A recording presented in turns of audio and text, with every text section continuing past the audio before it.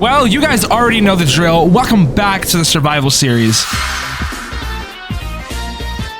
So I did some things in between episodes. Last time I worked on the toxic caves over there, and probably my favorite addition that I added, besides probably these orange bushes. Oh my gosh, it's so refreshing seeing things that aren't green around the map. I added a bunch of little gags because I thought when you explore the world looking for resources, gathering resources, you know, you have these zombies over here you have to avoid until you get a weapon anyway. Like, besides that, there's not really much to see. You're just kind of running around everywhere. I decided to add these tiny little jokes sprinkled around the map just to be entertaining. So like this sign here says, the creator of Megacliff Island says this corner of the island is their favorite area.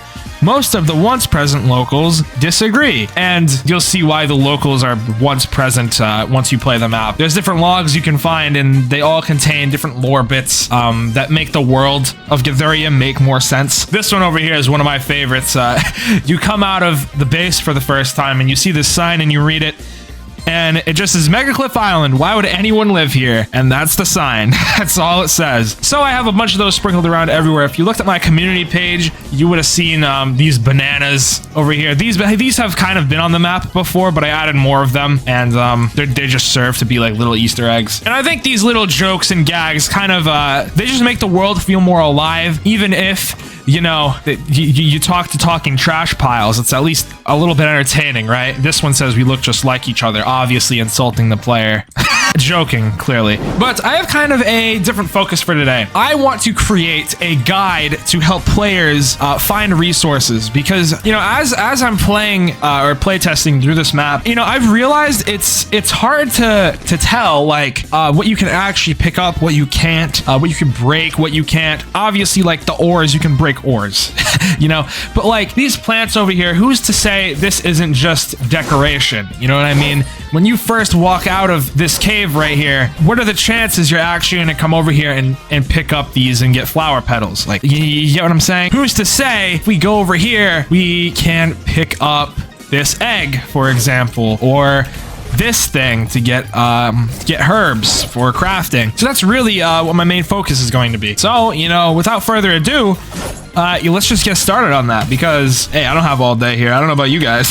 I'm gonna put it over here in the form of this massive book, and I'm even going to add a light underneath it so it grabs your attention, so it's really hard to miss. Grab some text, resource guide, make it yellow so it grabs your attention, and make the font a little bigger.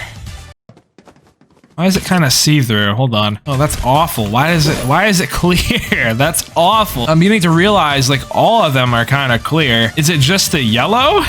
Maybe it's just the yellow. There we go. For some reason that one, maybe it's the type of yellow I used. There we go. We have resource guide. Let's make this centered. There we go. And to go even further, I'm going to come down here. Actually, no, I'm not. I'm gonna take this light right here, and I'm just going to take it and then place it underneath. There we go. Let's grab a button. Make the interaction radius pretty decently high. We'll title it Resource Guide Interact. It's a little off-center to me, so I'm just gonna move it to the right a little bit. Okay, so I've built this room here, and this is where players will be able to select the category of materials they'd like to look at, right? So we're gonna have like overworld, space materials, the moon, and we're gonna have cave materials too. So anything you're finding caves, be in caves, anything on the overworld, be in the overworld, etc. But one thing we actually need to do is we need to grab a teleporter and make it so people actually get teleported here. So for the sake of me, I'm going to keep these teleporters visible, but in the game, they're going to be toggled to no. Because as you can see, when you're creating, it is very hard to see where the teleporter actually is. So let's just go in game and see if our mechanics actually work, because you never know, they might not work. Let's go read the resource guide, and we have been teleported here. So that's exactly what I want to happen. Okay, so since I last talked to you, I made it so you can exit the room. Basically, you just come here, you press the button, and you go back to the base. But here are my 2 categories. Now, I originally wanted to include caves in this too, but I'm just gonna group up caves with the overworld section anyway, so hey, it doesn't really matter. So let's title these overworld resources and then moon resources. Okay, so let's set up teleporters again. A lot of teleporters that is going into this little project. That's that. So all I've got to do is place these buttons down over here. Now we can't have it so players are trapped in here, so of course we have to add back buttons too. Push that back a little more. There we go. I'm gonna change them to say exit because that is better looking than just the word back. Okay, so now that I have built all of this, I've built this, and this, and everything else around. Now I gotta go and find every single resource in the overworld and every single resource that's going to be on the moon. I haven't built it yet, but that's going to be on the moon. And I have to write documentation on where to find them and what they do. So I guess, yeah, no better place to start but now, right? Okay, so as you can see, this is how it's going to end up looking for the moon also. We have all these materials here, and I'm going to set up signs that tell the player what exactly they do and where you can find them. The foods are separated over here in this corner just because, you know, they're food. But yeah, I'm gonna go do the same for the moon, which shouldn't take too long because the moon doesn't have many resources. Alrighty, so maybe after 15 minutes or so, I was able to gather up all the resources from the overworld.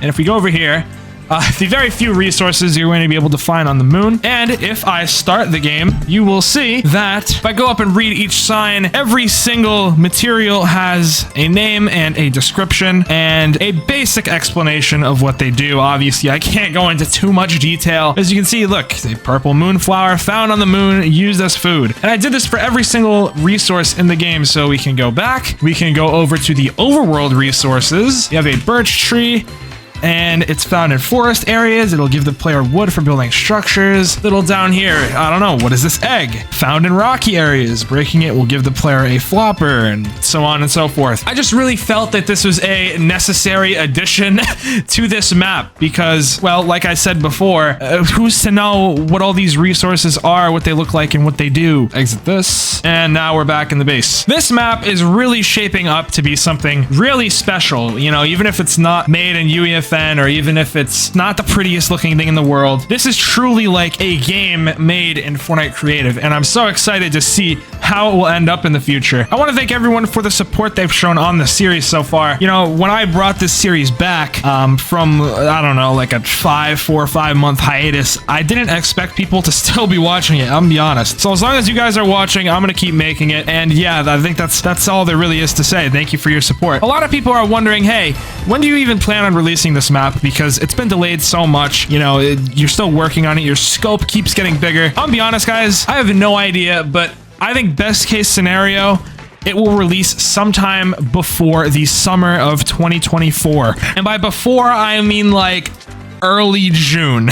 I want to really have time to sit back, play test the map, polish it a bit, and obviously there's still big areas of this map I still haven't made yet, which leads me into what I'm going to do for next episode. So let's just say we're going to be looking up towards the stars a little bit. But that's about it for this one. Subscribe if you enjoyed, and see ya.